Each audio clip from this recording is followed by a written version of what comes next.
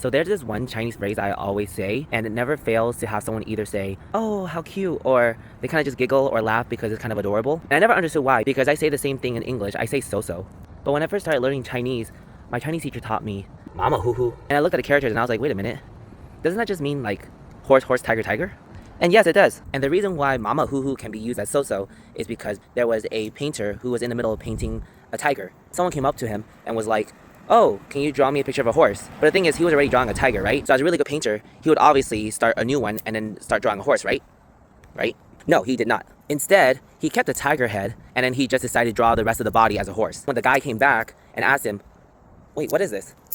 The painter says to him, "Mamahuhu is a horse tiger." Well, obviously the customer isn't stupid, so he didn't want the painting. So then the painter decided just to keep it for himself and then bring it home.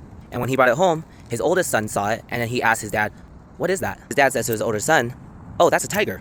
And then a while later, his younger son saw it and then asked his dad, "Oh, what is that?" And then his dad said to his younger son, "Oh, that's a horse." And that's a really harmless detail, right? Nope. Because guess what? Days later, the oldest son ran into a horse and thought it was a tiger. So then he the horse and then it. Turns out that horse belonged to somebody, so the dad actually had to pay for that horse. So by this time, you guys probably already know what might have happened to the younger son, right? So the younger son ran into a tiger and thought it was a horse and wanted to play with it. But when he got close to it, the tiger ate him. Mamahuhu is an idiom that means so-so. So if someone asks you, "Oh, 你好吗?" or "How was your day?" 你今天怎么样? You can now just say Mamahuhu.